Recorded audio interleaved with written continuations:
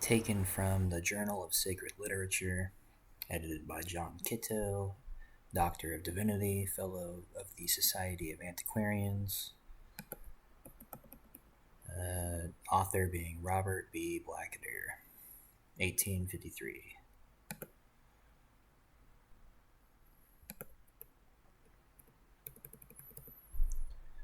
Quote, the representations of Sheth under the title of Nubtet are important as intimating that he and the Egyptian Tet, Toth, are only considered as various forms of the same emblematical being. Tet, the teacher in general, Nubtet or Nebototh, the Lord teacher in particular, so that the Egyptian factotum Toth is merely one among several secondary manifestations of the prime exemplar Sheth, brother of Osiris, helper of man, vis-a-vis his helper in understanding. According to Sanchuniathon, the Phoenicians profess to have been instructed in letters and all useful things by one called Tatus, just like the Egyptians by their Toth. And this derivation of Toth from Sheth seems to illustrate the ancient traditions of the pillars of Seth, on which the elements of their learning are inscribed and preserved. The identity of Toth with Sheth in a special character is admitted by the Egyptians themselves. One of the names of Sheth given by Plutarch is Shmu, whereupon in his chapter on Sheth, Shev Bunsen remarks, it reminds us of Toth's title, Lord of Eshmun, derived from Shmune the Eighth. In a passage of the Book of the Dead noticed to us by Birch, we read Tet, otherwise Set. This intimates that Toth inherited many of the attributes of Seth, and in his chapter on Toth, the same distinguished author observes on the titles of Toth, Lord of Shmun, Hermopolis, literally Lord of the Eighth Region. This reminds us of the well-known Kabir Eshmun of Phoenicia and Samothrace. To these suggestions, I will only add, put them together and they confirm each other. Shmu, given by Plutarch as a title of Seth, is simply Eshmun, a little mangled by the Greek interpreter. The Phoenician Eshmunus, derived from Shmunus 8 for the title of Toth in his legends. Lord of Shmunu is written with 8 strokes, which proves both the orthography and the etymology of the name. Lord of the region of Eshmun, or the Eighth, and in doing so establishes the Phoenician character of the original possessor and patronym of the region appropriated to Toth. This region is still called Ashmunane. The Greeks called it Hermopolis, the city of Hermes, because they identified their Hermes, the interpreter, with Toth, otherwise Sheth, though they derived him from the Pelasgic or Proto-Phoenician Kabiri, Eshmun VIII, who is Shmu, the synonym of Sheth. This conclusion arising out of those considerations is therefore clearly this. Sheth or Sooth is the proper name, the character name, and represents the primary form of the divine impersonation it denotes, while the other character names are qualifications of that primary, and therefore secondaries to it. Sheth, which means what exercises power over and overpowers, is that emanation of the primeval Osiris, the overcomer of evil, which is the helper.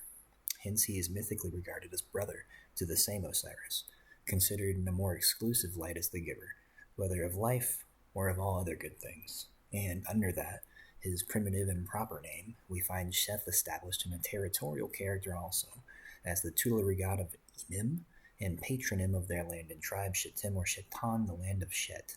Baal or Baro, who smites his enemies, is a title applied to him as helper of the nation, whether in Egypt or in Phoenicia. Toth or T, the speaker and teacher or interpreter, is the helper in wisdom.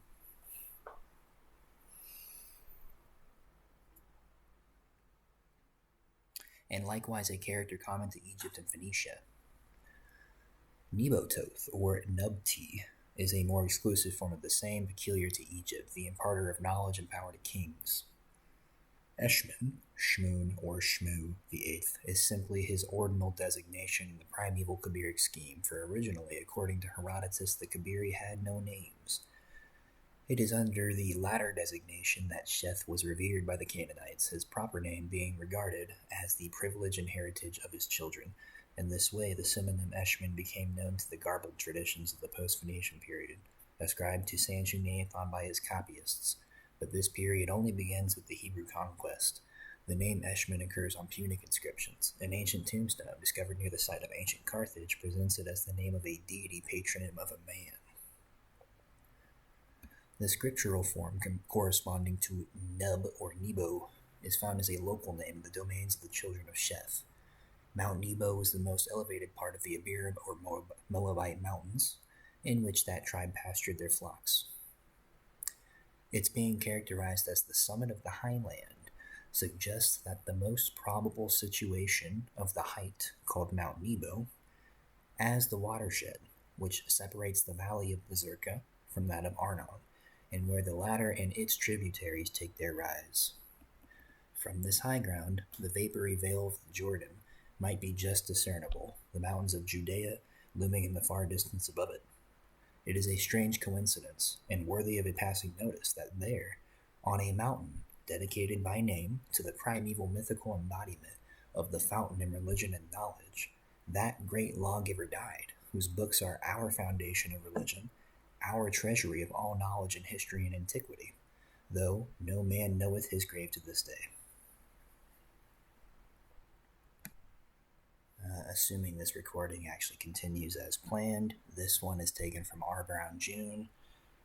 The influence of, or the Semitic influence on, here I'll go back to the first page.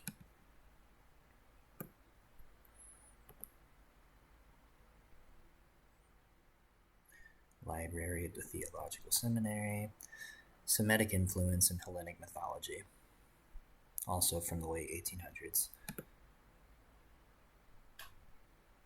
The Phoenician divinity Eshmun the Eighth and highest of the Kabirim also appears at Thebes in his solar phase. To the Greeks he became Apollon Esmenios. If each of these are dyads, the combination, not so important right there.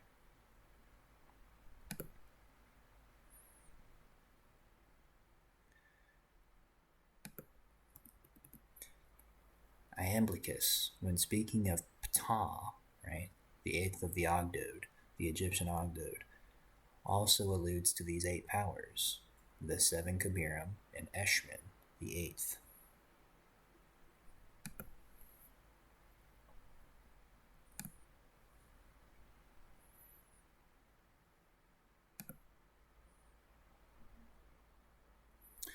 Six, the snake holder, as in a fucus. The Phoenician Eshmun, a native Phoenician god as Damascius calls him.